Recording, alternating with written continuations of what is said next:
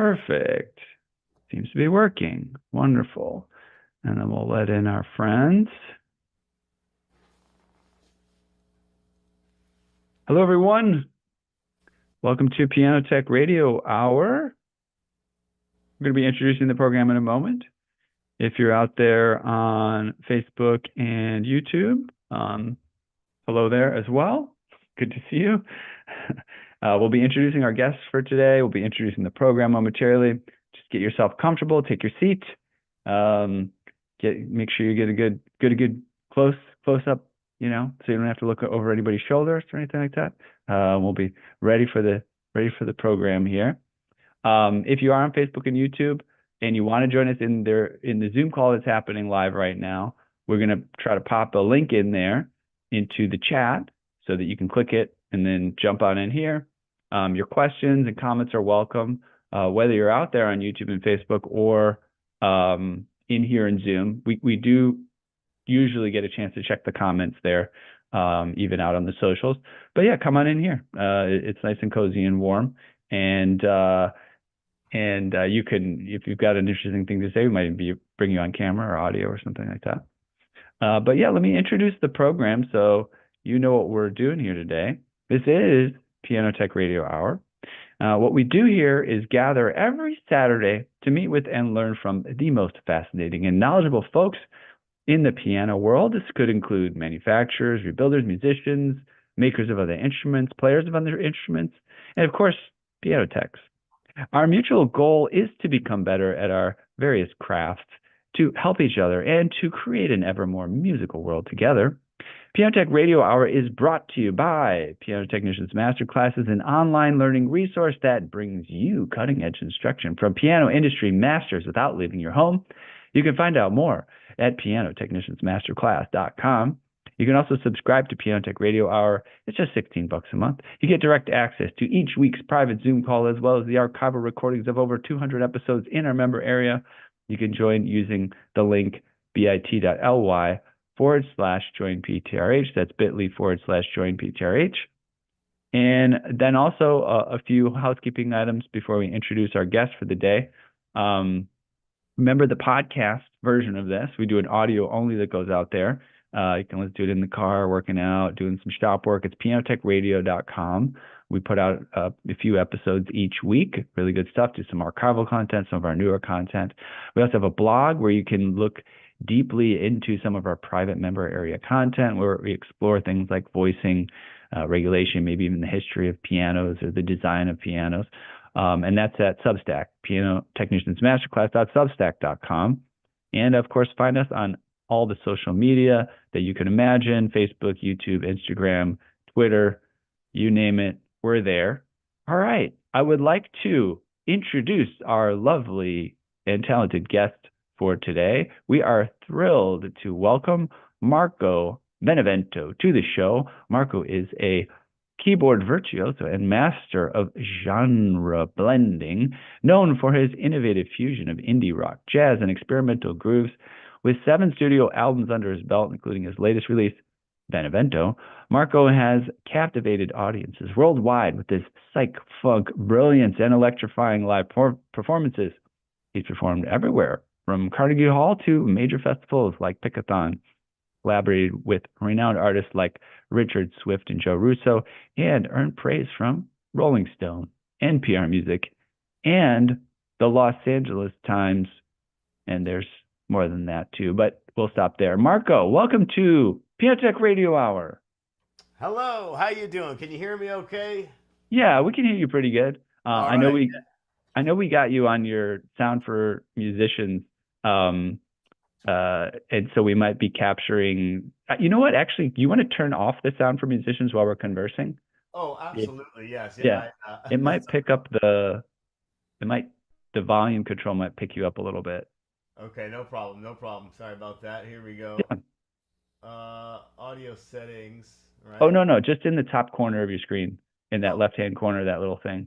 oh, okay, gotcha. Okay, sorry. Okay, how's that Yeah, better? That better? yeah, it does. It kind of boosts you up Okay, a little great. bit. And then the Okay, piano goes off, but when you play, we'll make sure and turn it on. okay. Yeah, it's so Yeah. funny. It just basically deletes piano sounds.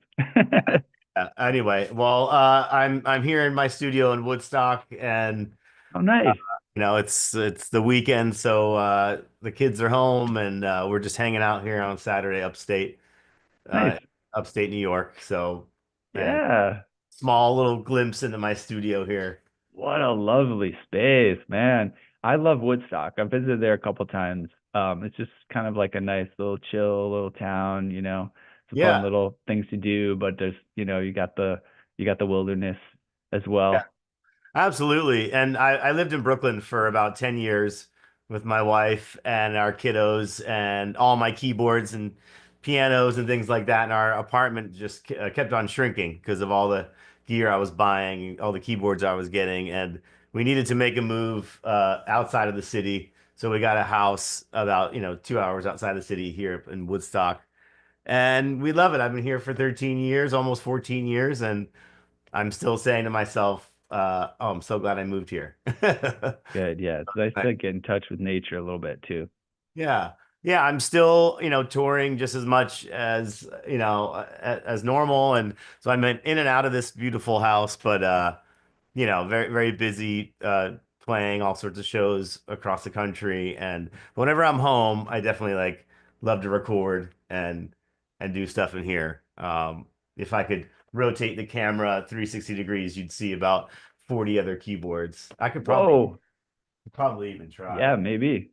Let's see. Check that out. Let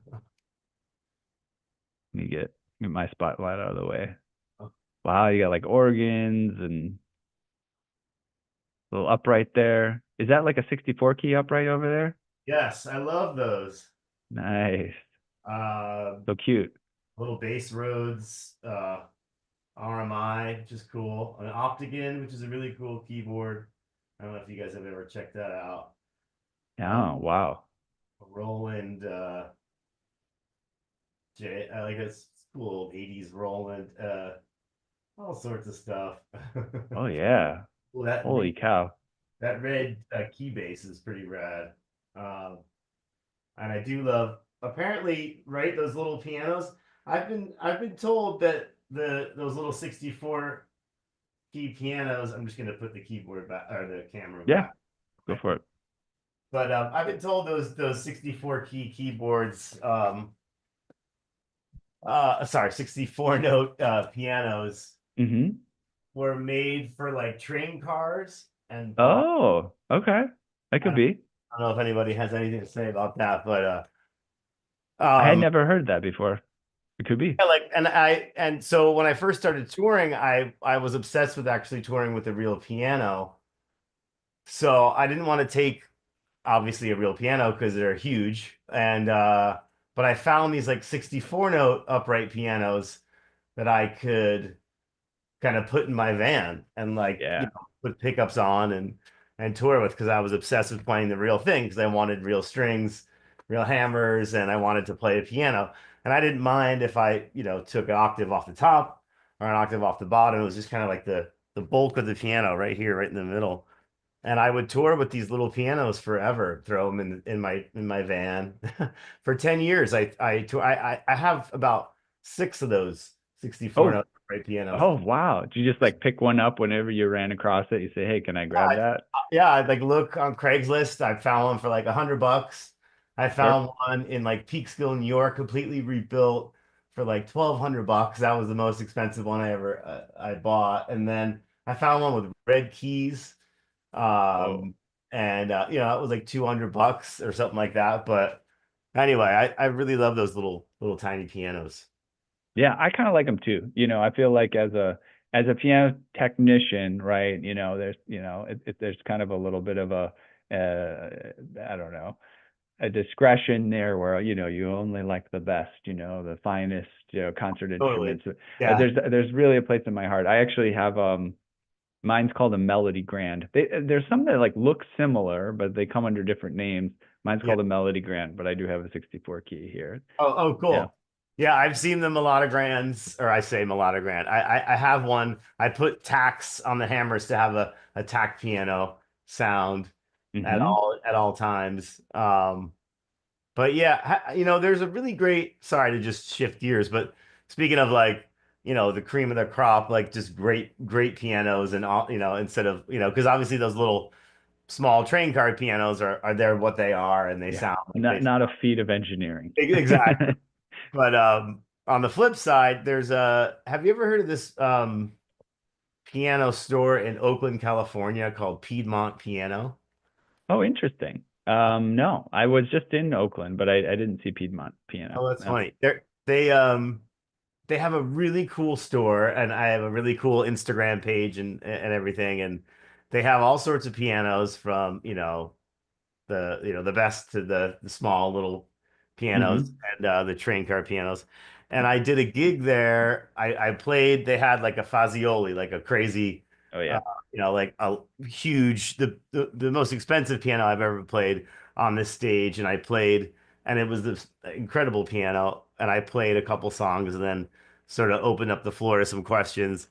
And obviously we're in a piano store, so there's lots of pianos all around the room. And one of the audience members was like, "Well, what's the difference between that Fazio and all these other pianos over here?" Hmm. And I said, "Well, this one is, it's masterfully built. It's just, and explained whatever I know it is about it." And then she's like, "Well, why don't you go over to this other piano and play?" And I was like, "All right." And I wound up going around the whole store playing all the different pianos, like a Baldwin and a Yamaha. Hmm. Hmm. And then like they had a piano that had only one string per note. It almost sounded like a harpsichord. Oh, Pretty cool. But it was fun to take the audience sort of around this piano store to play them like the best, incredibly made pianos to like, a $200 piano. yeah. And that was fun for them to all hear it. And anyway, it was just a cool store, cool shop, cool memory. Yeah, I feel so I was recently in that Bay Area, um, and I visited Oakland, and I feel like I forget, I can't remember the other their place. So there are two places, um, DC Piano, which I don't know if that one was in Oakland or not, but it's kind of like they started out with just like doing some rebuilding out of their garage, and then expanded and expanded and expanded. I forget what is exactly in Oakland or some nearby area, and then there's a, a relatively famous Steinway rebuilding shop over there, Callahan Pianos, that we visited. These are actually some content that I have in the archives that we might pull up someday when we don't have a guest or something as a filler. But yeah, that's cool. I'll check out Piedmont Piano. There's Yeah, also cool. there's another piano purveyor over there that we know of, Cassman, our Cassman pianos. But yeah. So why the piano? I guess it was just piano lessons when you were a kid, and it took off from there. Or how Yeah. did it become? You clearly have an obsession. 40 But instruments. Yeah, that's great. I guess, yeah, I mean, it was, I feel like in like the late 80s, like there were pianos in a lot of homes compared to now. And I grew Hmm. up in that time, and Sure. there were also a lot of piano teachers, and it was kind of like Mondays you have soccer, Tuesdays you have piano lesson, Wednesdays you have whatever. It was just kind of in the schedule as a kid growing up, Hmm. that a lot of my friends did, that they did the same thing. And yeah, I kind of got into it, playing piano as a kid. My cousin played piano and would teach me cool things. I remember he showed me like, this is when I was really little. He showed me like Pressure by Billy Joel, like the Oh, we can't hear okay, anyway. it. But Well, he by the way, I'm just gonna tell people we will play the piano a little bit later, but we're dealing with Zoom, and it's like you can't talk and play the piano at the same time, I right. guess. Anyway, so yeah, I got into it. My cousin played a little, and then what really got me interested in it also was putting on headphones and playing a synthesizer. I remember kind of getting into that for a while, and then all those sort of other things that come with it. But then, I went to college. I went to Berklee College of Music and Right? got very much into piano and sort of not playing the synthesizers and other things that I grew up with. But I always loved those things. Obviously, as you can see, they're around here. Yeah. But the piano was always like, uh, the most, the one, the Yeah. place you go back to. So yeah, I don't know. I studied with Joanne Brackeen. She was a great Oh, teacher. wonderful. Yeah. And I studied with Kenny Werner. I also Oh, studied, Kenny Warner. Nice. yeah, Effortless mastery. effortless Did he mastery. guide you through any meditations, or is Yeah, that just no, yes? it was like I was around when that book came out. I was in college. It was like the Hmm. perfect read as a jazz musician Yeah. uh, in college when your head is just filled with a gazillion thoughts and you have to practice 18 hours a day. And Hmm. uh, so yeah, yeah, Effortless Mastery and Kenny Warner was a pretty big influence. And then I was able to study with Brad Meldau at his house Hmm. up in Newburgh when he lived here, Wow. uh, and that was really inspiring. We just had an afternoon hang together in like the early 2000s, and so obviously it's funny because I have all these other keyboards that have other gadgets and amplifiers in them and everything, and I know the piano is very involved, but it's also just a piano. There's just one sound on it, and Hmm. it's still like the hardest thing to master compared to all these other synthesizers, Moog synthesizers, Hmm. and knobs and frequencies and things like that. And then you sit down at what seems to be a simple thing, the piano, which obviously is very intricate and complicated and advanced, but it's still a very, old, simple instrument to play. And I'm always here practicing. I mean, I got like, I got the classic old metronome, Ooh, nice. that A little that winds up the pyramidal metronome there. totally. And I love just sitting here and you know, it's like you're constantly searching, you're constantly practicing and constantly getting better and worse at the same time, but going up and down, So tell us about that piano there. Is that what brand of it? Are you particularly proud of it? Or are you looking for something else? Like what do you got there? I'm particularly proud of it actually. Yes, it's a Steinway M, 1970 Steinway M. Okay. Yeah. Um, it was at a venue that I love playing at, uh, Cool. up in Massachusetts, not far from here, Greenfield, Massachusetts. And the guy who ran the venue was so nice, and he knew my obsession with keyboards and pianos. And I always loved playing this piano, and it was at this venue, like I said, in Greenfield, Massachusetts. And I played there all the time. And he like moved or something. I forget what happened. And he sold this to me for an incredible price because he knew how much I loved it. And I at the time I had a Baldwin L, I think. Okay. And and that was sort of like what I had growing up. So I was able to move the Baldwin to my friend's studio and then move the Steinway in here. And it's funny, it was like out of the box Steinway. Like it wasn't really broken in at all. Hmm. It was like incredible condition. And I'm just now finally feeling like I'm really finally able to get around on it. The action feels really good. Uh, Wonderful. but Yeah. anyway, yeah, love the Steinway. Yeah. Well, I would say let's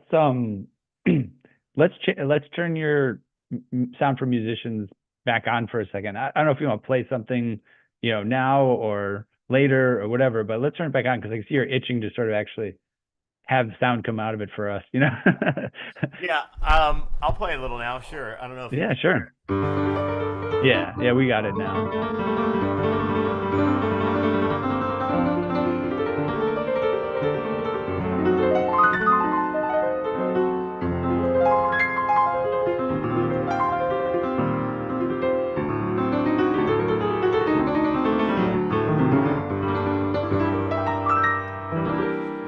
you can hear all that, okay? Yeah, it sounds great. Okay. It was snowing here yesterday, and I wrote like a song that was just reminded me of the snow. Nice. So I feel like I should just play it, Yeah, yeah, let's hear your snowy song. even though I'm this is very sort of classically sounding song. Uh, and I don't really, necessarily play that sort of style that much. Okay. But I do love playing it and practicing it. Okay, so that's my excuse for it not sounding so great. Okay. Yes, there you go. Work in progress.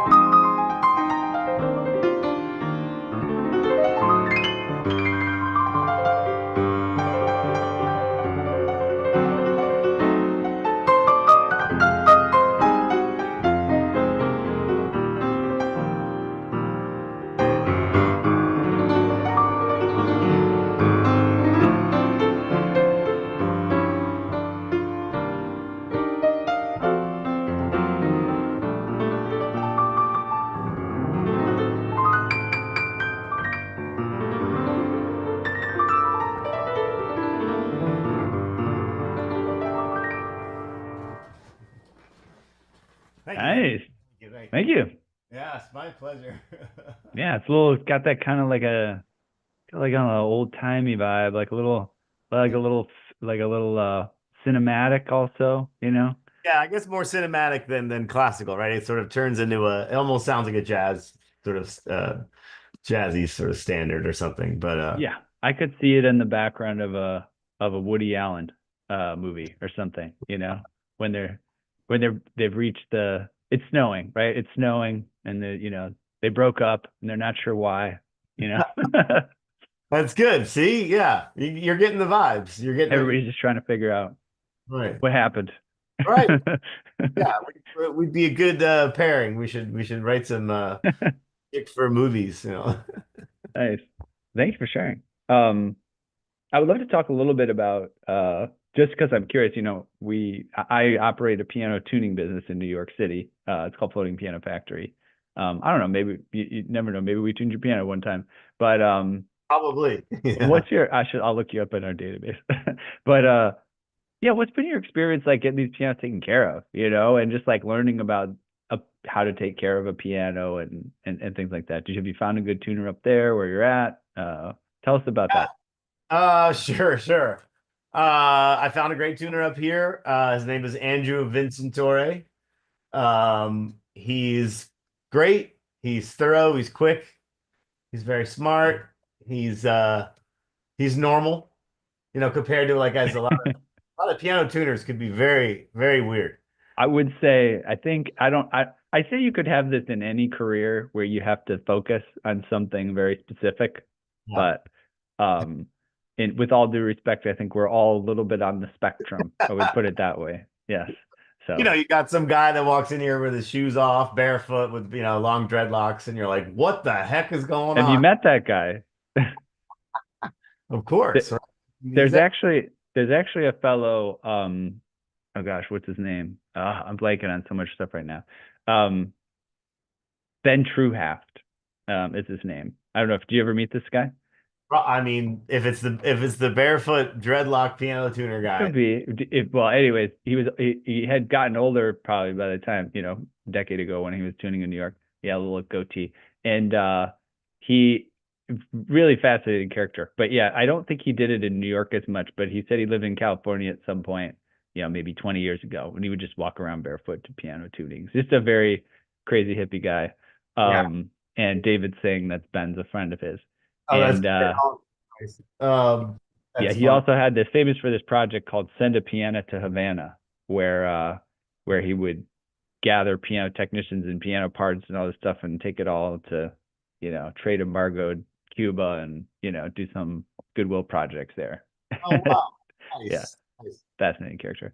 But Uh, okay, yeah, so find some relatively normal people, which is always good. That makes it easy, you yeah. know. And he's tuned. I also have an upright in the house. This is a separate building from the house. Um, and we have an old 1901 wheel lock in the house. Oh, okay. Beautiful old upright piano my parents bought for me when I was like me and my brother when I was like 6 or something Hmm. at some I don't know antique store anyway, and that's still kicking. And he goes in there, he'll tune that, and he'll tune this little 64 note upright piano I have in here, and he'll work on the Steinway.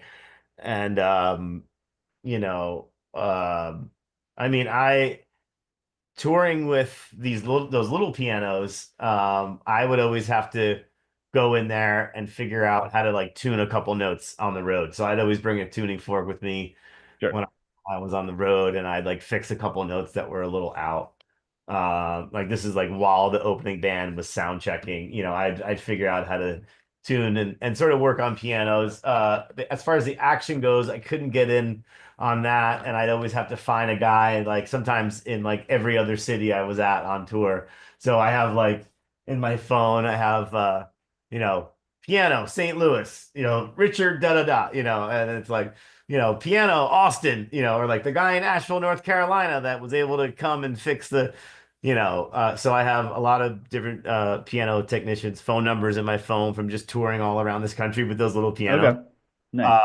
But I Now, did you ever? I've had this happen. it's I think it's now happened 2 or 3 times here with our company here in New York. I had someone come. They said, "Hey, we need you to tune our piano, but it's in our van. And what we're gonna do is we're gonna meet on a corner and drop it off, and you're gonna tune it, and then we'll put it back in the van."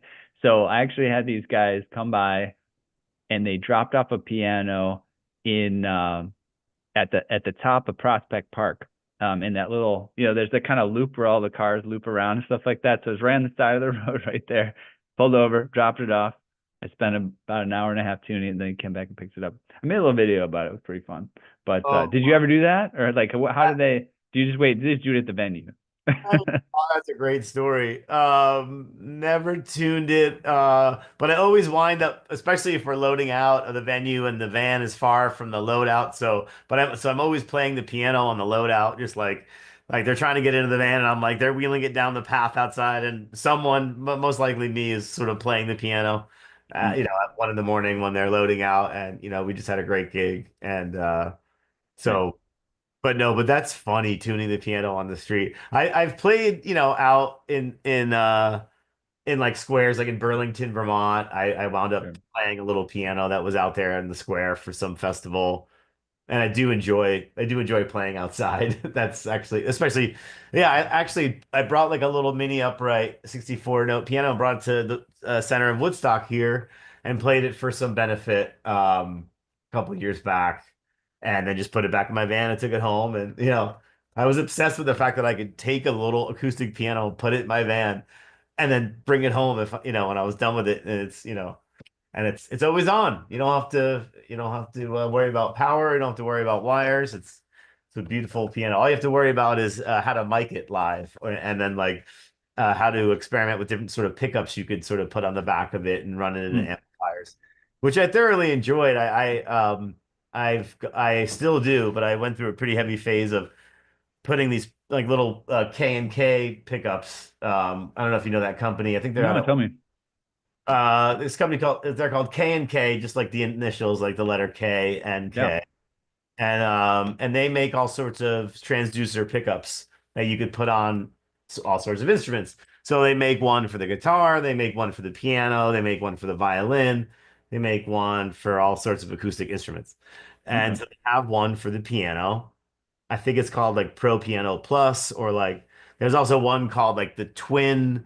There's all sorts of different piano transducer pickups. And basically the transducer pickups are, little plates of metal that go small, almost like quarter size, Mm-hmm. little tiny plates of metal that are connected to wires that have like a quarter-inch out of them, so you could plug it into an Mm-hmm. amplifier or like a PA system or Are whatever. they like a contact mic almost? Like Yeah, you put it basically, on the soundboard, or same thing. Contact mic, transducer mic, it's the same thing. how does it get affixed? You just Is it like literally like gaff tape it to the you just tape it on there? Okay. tape it on, or you could it comes with like some sort of double-sided sticky tape that you could stick on. Uh, Mm-hmm. and I put one onto the piano and plugged it into a guitar amp, and I was like, "Whoa, baby, this is cool!" Turn the reverb up, and I kind of was like, "Oh man, this is incredible!" And then turn the tremolo up, so it's like Mm-hmm. piano through a guitar amp, and I was instantly like obsessed with that sort of sound. So that's Okay. why I wanted to tour with a little upright, so I could mic it and send it into pedals and even distortion pedals and get like almost like lead kind of distorted sounds out of the piano. So Mm-hmm. it's been fun to amplify this acoustic piano live. And there's all sorts of songs and live shows where there'll be an instant maybe where the piano sort of breaks down, and I could just play piano with like tremolo, distortion, and delay, and make it almost sound like it's like Jimi Hendrix or something. Wow. And then like hit a couple pedals and then come back to just the piano. It makes the piano almost sound like more cinematic live. It's just an added element to the acoustic element, which is cool. It's just fun. It's Uh, it's it's great to hear about that. People. I mean, this is it's sort of a little off from the topic. People often ask about miking pianos. How do you like the mic a piano? That's a common question for piano tuners. It might come up in this forum every once in a while. But yeah, I haven't heard much about using those type of pickups, and Well, it's it's interesting to necessary. hear. Yeah. It basically just became necessary. It was like, okay, we're playing a loud rock show on a small stage. Right. If I put a microphone in this piano or underneath this piano or wherever on this piano, it's gonna pick up the drums, you know, and like the bass that's blaring, 2 feet away from me out of a bass amp. So it's kind of like it's like, putting on these live microphones on this boxy, resonating box Hmm. it just becomes like a nightmare. So you have to, it's like, how do I put a 1/4 inch out on my piano? Hmm. So I mean, there's like Help Steel makes those pickups, Sure. that's a good one for that sort of direct sound, but it almost sounds too dry and too dead or something. And then, Earthworks has those little microphones you could put on there, but like that's still picking up a lot of the room. It's difficult, it's difficult to figure that out live. And that's why I went with those transducer pickups because essentially it did put a 1/4 inch out on my piano and I could run a direct line into an amp and just be like, haha, I'm as loud as you now, uh, Yeah, you know, I know what that's like. Yeah, or playing with or a just group. like, now I could actually play with you guys and feel and not kill my hands because I'm trying so hard. Um, so and that was just a necessity, and then yeah, and then you get more amps. And especially when you start playing bigger rooms and people are dancing and things like that. It's it's been helpful. And basically what I wound up doing, 12 years in of touring with these little pianos, again, going through about 6 of them, I I built a box and I had caved in and I put like a really good 88 key keyboard in this box and so that way I'm not because it became so difficult to tune the piano on the road. If I wanted Mm. to rent a piano, it became too expensive. If Hmm. I played piano rooms, people were like, what are you taping to the bottom of the piano? Like, don't Mm. do that, And I was like, oh, no disrespect, but I want to add these effects to the piano. Right. And it's like sometimes rooms with pianos become these like listening rooms, and I was trying to, do something else with it, like play more louder rock, experimental sort of things with it. Have you heard of Clavin's pianos? Oh, I feel like I've seen that. Yeah. Though where are they from again? Like Sweden or something or Laftia currently. We've had him on the program a few times. I really love the guy. Well, first of all, he came on a few episodes ago. Back in like the 80s, he was building like his first versions of his pianos, which were very tall. You had to climb a staircase to play the piano. And then, he's been doing that for years, but didn't really get notoriety about it until the internet because word could spread about it. And then as of late, Niels Fromm kind of inspired him to do basically a 64 key piano. And it's an unicorda piano, so it only has one string per note. And he's designed one, the EL or the LE, I forget. But it's designed to be very light and portable as well. yeah. Um, Yeah, and I've seen that. yeah, they're cool. Yeah, I'm looking forward to checking one of those out. And I do love seeing the fact that's happening. People are still searching for some sort of way to travel around with a piano or, a version of an acoustic piano that can be amplified live and can be heard, in a rock and roll setting. I mean, I remember, seeing pictures of like Jerry Lee Lewis and it was like then there was like a Fender Twin right on the floor. So he had just a microphone in the piano running through a Fender Twin, Hmm. or anyway, and I was like, right, like piano players have been searching for that for a long time. Like, how do I get this thing? And then they invented the CP70, that thing, right? Yeah, yeah. So the Yamaha CP70, they made like that portable, it has the help and steel pickups in it, I think, right? And Something similar. Yeah, those are cool instruments. yeah, and then they There, had this, it's a challenge to tune for people who are used to tuning like regular piano. So you sit down, and you try to tune it. It's just it's a different thing. You got to kind of feel it out from scratch. Yeah. Um, Yeah. but they're cool instruments. Yeah, they're cool. I mean, they're plunky and they sound weird. But you're at least, getting to hear a hammer hit a string versus a piece of plastic hit a microchip or whatever, however that works. But Can you tell us a little bit about your most recent album? I want to hear just kind of details about it and how you put it together and oh yeah, the styles and everything. Yeah. sure. Well, we put out a live record since then, uh, Okay. which was a live at Levon Helm's barn up here in Woodstock. Oh, wow. That's great. I didn't realize he was there.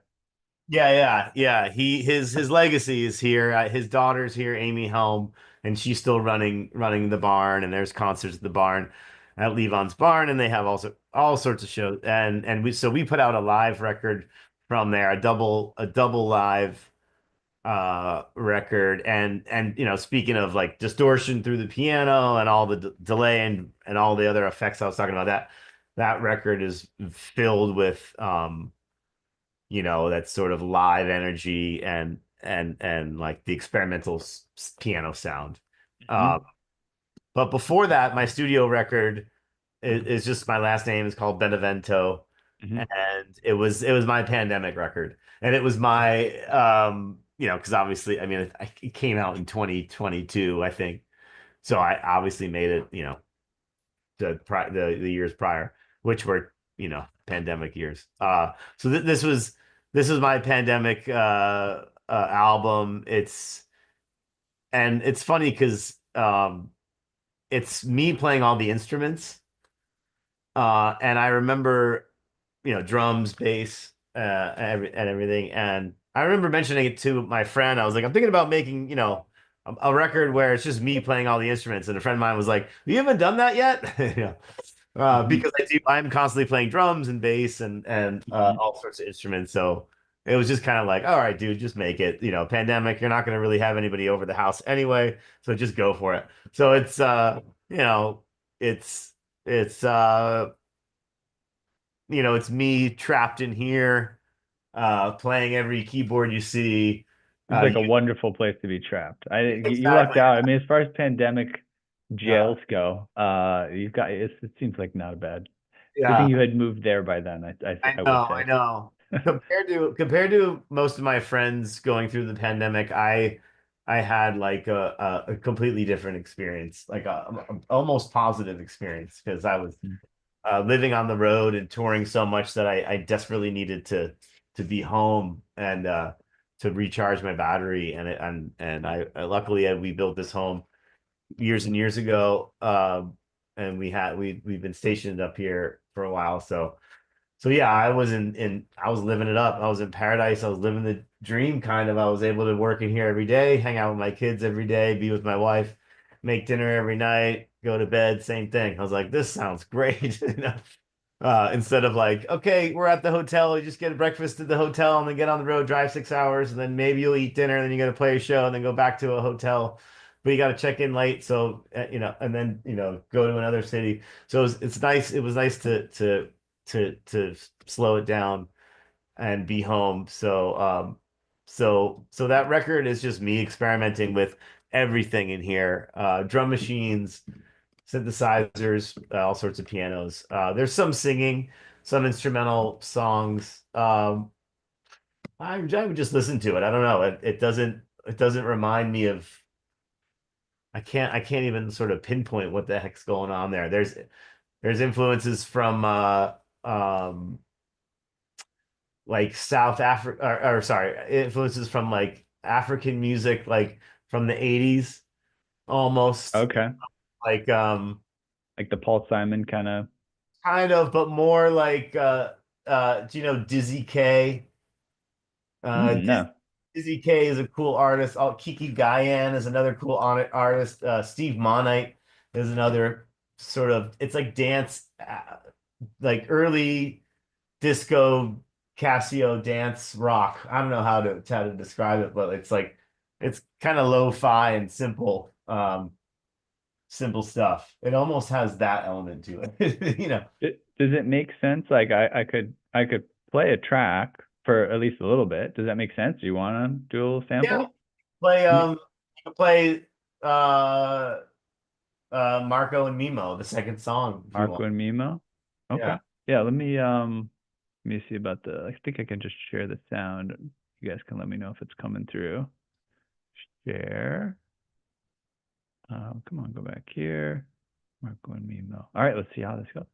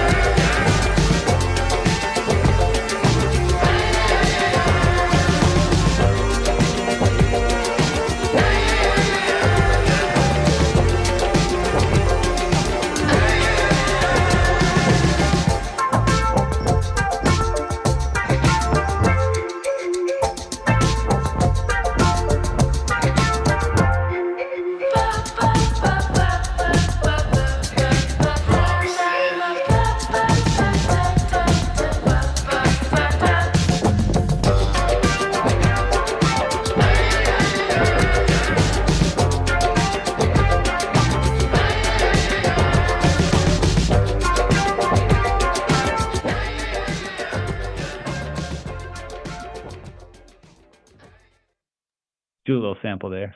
That's awesome. I love it. Thank you. Yeah, I get what you're saying now. Yeah. Now Yeah, yeah. who's singing? That's my daughter Ruby and That's what myself. I was wondering. Yeah, Is the yeah. family, little family around the microphone? That's That's cool. like, all right, Ruby, get in here, yeah. But it has like, even though you're doing Woodstock, it does have kind of like that African kind of like feel to it, right? Yeah. And Mimo is the African drum teacher at our kids' school. Oh, Uh, okay. uh, and I was actually able to record him outside with the microphone with masks on and everything. Like, set up a microphone. I was like, okay, go. So, but so that was like the only track with like, one other person on it. But so he set up all these drums and played along. And that was like a sort of a nice, obvious, during the pandemic when someone comes over, you're like, oh, awesome. Yeah. Yeah. It's great. Yeah. I'm gonna definitely it's definitely, I don't know what I want to sit down and kind of chill with it a little bit. But Yeah. yeah, sounds like great stuff. Oh, thank you. I recorded it all here, produced it all here. I sent it out to my friend to mix, someone else to master. But I recorded it here, and I have my old 4-track recorder from when I was a kid, and I Hmm. bounced it all to my 4-track recorder. Oh, wow. Drums on track 1, bass on track 2, all the keyboards and whatever overdubs on track 3, and then whatever vocals was on track 4. Hmm. And I made 4 tracks of my whole record, and and put it on the tape. Excuse me. Put it on the cassette, and then I played the cassette back into the computer and had 4 tracks, and then sent it to my guy to mix. But I Okay. very saturated, sort of organic kind of sound to the whole record. Yes. Yeah. Yeah. I got that too. I got that too. Um, I would love to touch upon, 'cause we do this often with different folks, whether they're a conductor of an orchestra or, a violinist or, a classical piano player, or whatever, what about making a career in music these days? What's your experience? Like it's clearly it becomes a unique experience for each person. People find their niches. Some people get big on YouTube. Some people do a lot of touring, and that's their kind of bread and butter. Some people just release the music. They never even leave their house. They just release the music. What's been your experience with kind of finding your way for your career in music? How's that evolved? That's a great question. I guess I'm gonna try to go back to the beginning and then get to where I'm getting to. I Yeah. remember when I was going to college or deciding to go to college, Berklee College of Music, when I was 18. they had a list of the majors. One was film scoring, music production engineering, music composition, Mhm. Mhm. performance, all sorts of things. And I was like, wow, I want to do all these majors. Like, can I major in everything? Like, I want to know how to do music production, film scoring. I want to know how to perform. And I thought to myself, like, well, I mean, I played piano my whole life growing up, performing already, like being in bands from when I was 14 to right before college, so whatever, even younger. And I thought, like, why would I major in performance? Like, isn't that what you know how to do already as a musician? Like, and then you go to college to like learn something else. Like, so I thought everybody, when you're growing up as a kid, like that's what you do. You play piano recitals, you're in bands, you play with your friends, you play with your parents, that was my experience growing up, Mhm. was playing all the time. Sweet 16s, Um, and I loved it, but I thought I have to master something else in order to be a successful musician, right? So I was like, I should do film scoring. So the first year of my college career was film scoring. And I was sitting in a room, imagining music. And I also was doing music production and engineering, which is sitting in a room talking about microphones and how to capture sound and sound waves and things like that. And I remember like one moment in my film scoring class, I was like, I don't want to imagine the music for a film. Like, I just want to play music.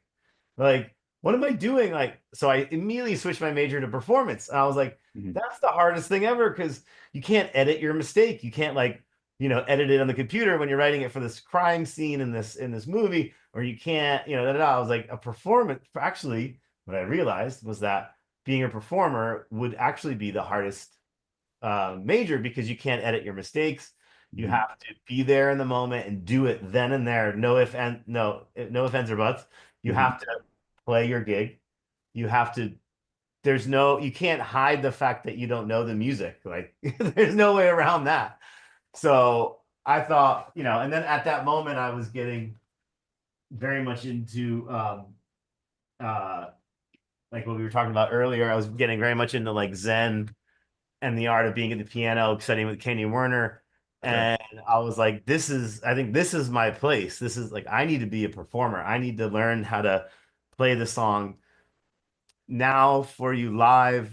Great. Or like write songs, So I instantly decided to be a performance major and just was obsessed with practicing and learning about everything I possibly could at Berkeley, playing, transcribing Chick Corea, transcribing Oscar Peterson, transcribing McCoy Tyner, transcribing Brad Meldow, learning about Bill Evans, Duke Ellington, and just learning so much stuff about performing and playing that's what I became obsessed with. And that's, after college, I just did gigs and gigs. And the only thing I knew was to just play gigs, whether it was for $25 or $50.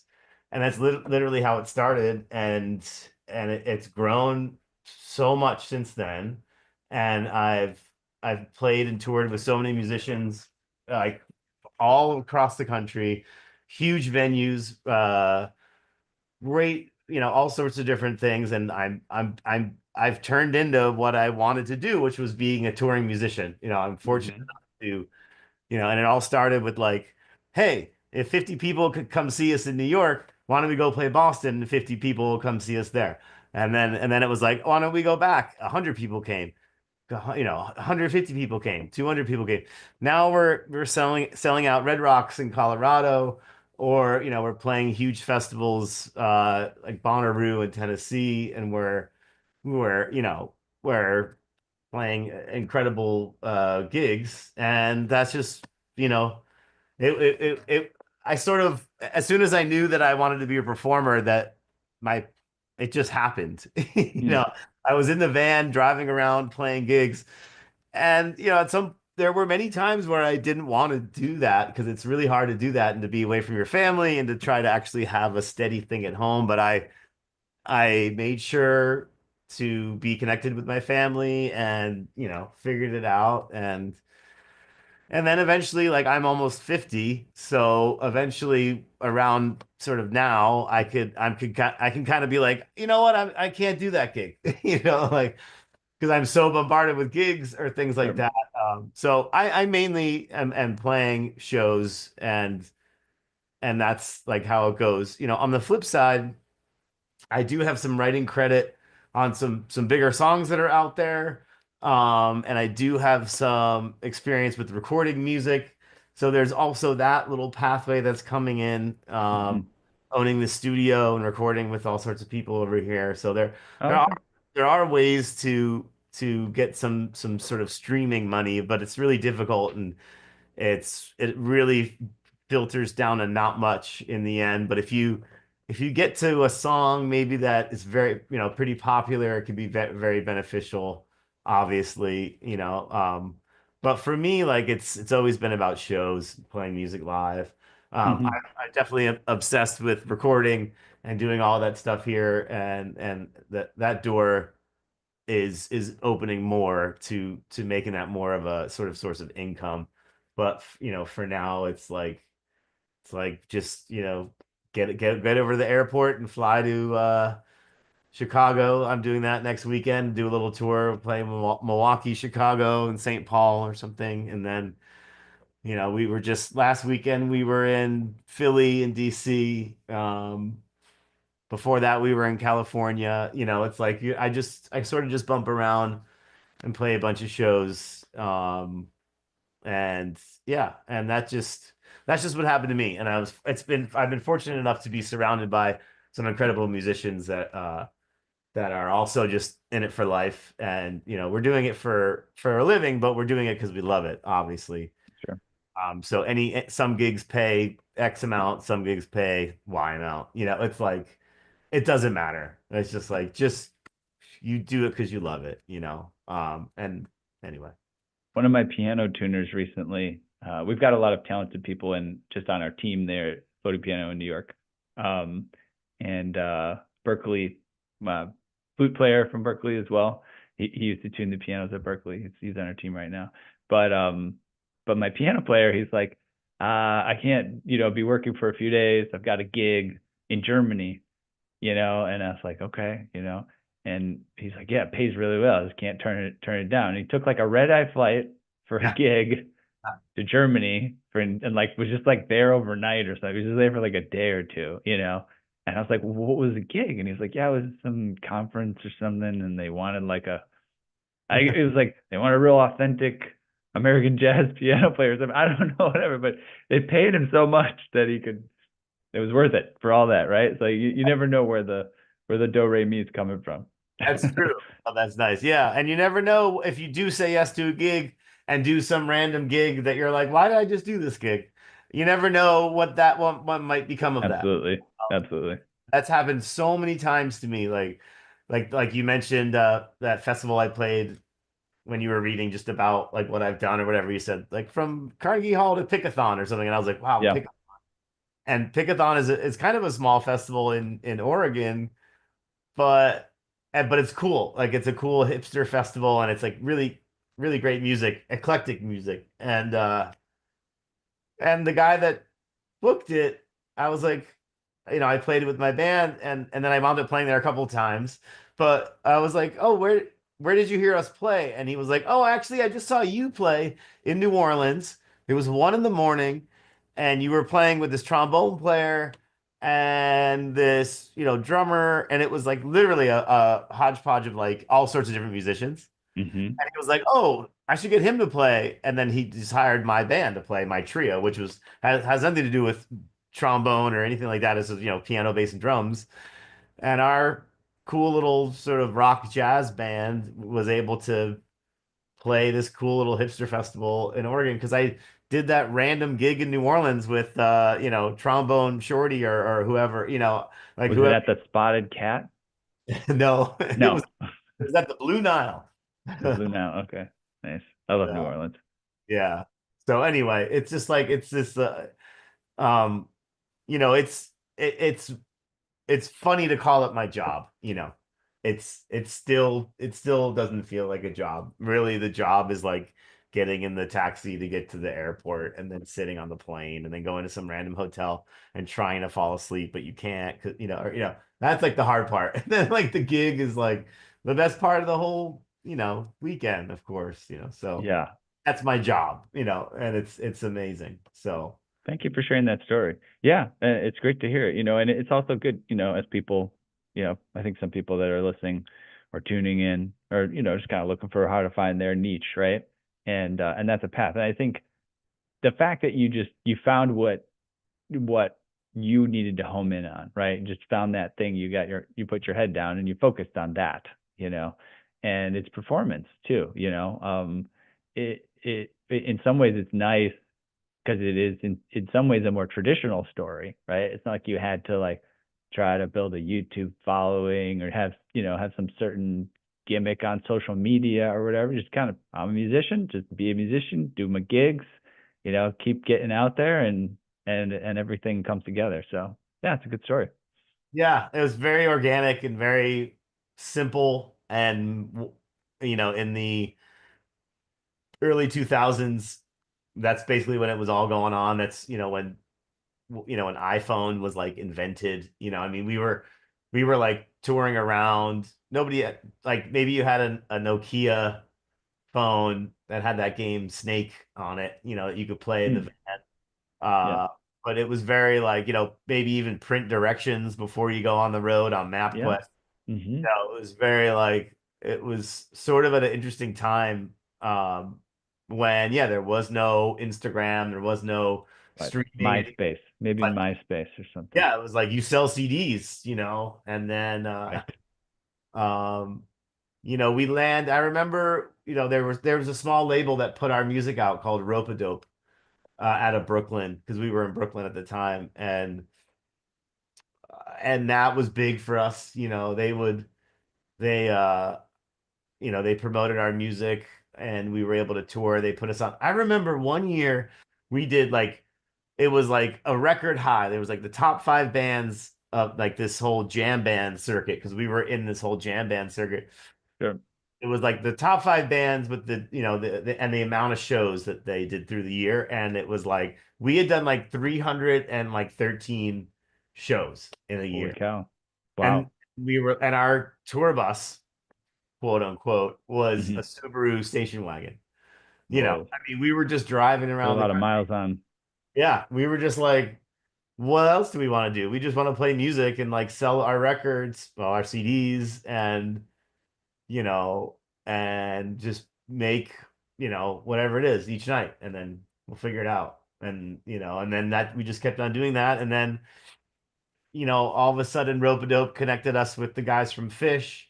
They're a very well-known jam band, huge, and they, sell out Madison Square Garden, and they're like the guitar player and the bass player like wanted to play with us. So we did a tour with them.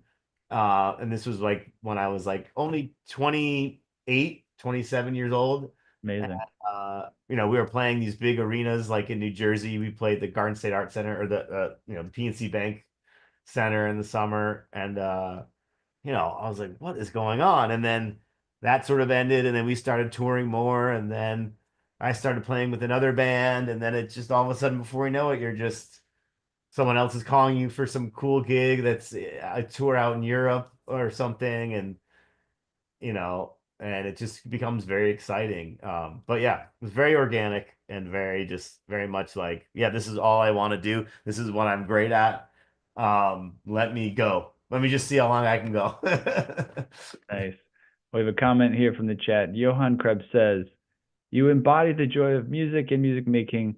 You make me a technician liven up. Thank you." And Yes, Ethan for sharing your passion. Of course. Absolutely. of course. Um, we can't hear that. Can you change your sound? Damn it. It's so nice to actually just play the piano and we can hear it. Well, we'll probably wrap up here in a moment. You're welcome to play a little outro, flourish or whatever you want if you can get your sound working. But Yeah. otherwise, I'll just do the outro. Do you want to play anything, or are you good? Yeah, sure, I'll play something. Yeah, What do I hit again? Oh, original sound for musicians. for musicians on. Yeah, try that. All right, See if all it right. works. Yeah, we got you. And you can hear me talk too. Yeah. Yeah, we can hear you talk. We can hear you play. It works. All right.